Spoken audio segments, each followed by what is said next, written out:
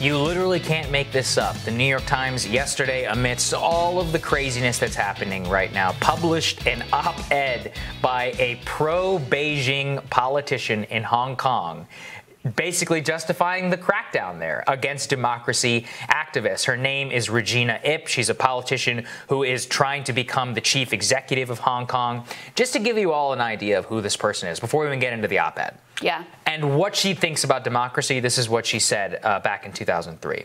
Adolf Hitler was returned to universal suffrage, and he killed 7 million Jews. So that's what she thinks about democracy. Okay. So even beyond who this person is and the horrificness of her views, what does she justify in this op-ed that the New York Times wants to publish? She says this: to some, the new national security law is especially chilling because it seems very vague and severe.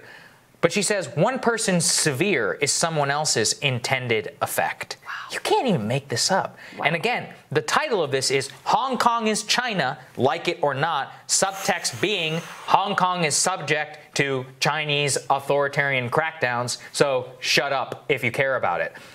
I mean, this is incredible. And Krystal, one of the things the point I want to make here is I'm generally believe in free speech. Yeah. I actually think it's okay for the Times. Look, the Times published Vladimir Putin. The Times has published the Taliban leader. I think it's good. The Palestinian guy too. Fine. Because you know what? I'd rather know it than not, and it's always good to have discourse. But the Times made the choice, and its staff made the choice, to boycott the Tom Cotton op-ed and get all these people fired, and now they have all this political speech. And I want to recall the very language that the Times staffers used. They said, quote, "This puts black New York Times staffers in danger," about that Tom Cotton op-ed. Now, last time I checked, New York Times has a Hong Kong bureau. Does this op-ed not put Hong Kong New York Times staffers in danger, and all journalists who are based in Hong Kong who have been arrested? You can ask Jimmy Lai about that, Hong Kong media mogul. Does this not put all of our colleagues who are working in Hong Kong or in China at risk? Yeah. Yes, it does. Not one word from these hypocritical people. Not one word. And I think that is egregious. I completely agree with all of that. And look, I thought Tom Cotton's view was outrageous as well. But if you're going to say that is beyond the pale and puts people at risk, but you're just going to turn the other cheek to this, that is absolutely unbelievable. And I agree with you. Look, I actually support them publishing. This is a powerful person. Yeah. You put, it's an incredibly, to me, egregious and, indefensible take. But this is a powerful person. This represents the view of a major adversary, all of those things, right? So, yes, put it in there. But don't go and hand-wring then about Tom Cotton. Yes. Like, you have to apply the same standards across the board. And that's the bottom line. This is an actual crackdown, by the way. They actually sent in military people and killed them. People are really in harm's way. People are really in danger because of this view and the reality of this policy and what it has meant for Hong Kong.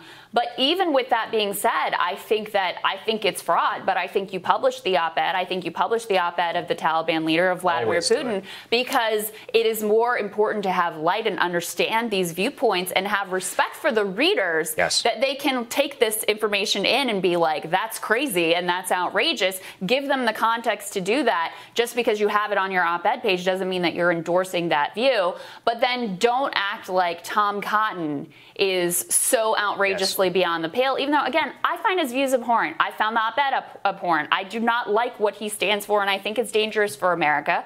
But he is also a powerful, influential person and represents the viewpoint of a lot of Americans. That's the whole point. And once again, that's the point of an op-ed page. You know why? Listen, we're negotiating with the Taliban. We've fought them for 20 years. I want to know what my enemy thinks. If they want to write in the New York Times, all good. Same thing with the Putin. I mean, I want to know what the actual position, like how Vladimir Putin is spinning itself. That in of itself is valuable information to those of us in the West and in the United States who are trying to think about Russia. Same thing here. If you read this, it's a pretty coherent case if you don't believe in democracy, for no democracy in Hong Kong. I would like to understand that view. I think it's abhorrent, and I criticize it here on this show. But again, the Times and the people who work there are outright hypocrites because once again, this actually puts their staff in danger in China, and they don't actually care about their colleagues there. It was all just political play acting, and it needs to be called out. I know there's a lot going on in the news right now, but you can't let this type of stuff stand. You just absolutely can't. Whenever they've set a standard, and either adhere to that standard or don't, because otherwise you're just a bunch of hacks. Yeah, absolutely. If you're going to make it the, like, we're going to only have the sanitized, pre-approved opinions, okay, that's your choice. Yeah. I think we're all like, you know, I think we're all weaker for that choice, but that's your choice.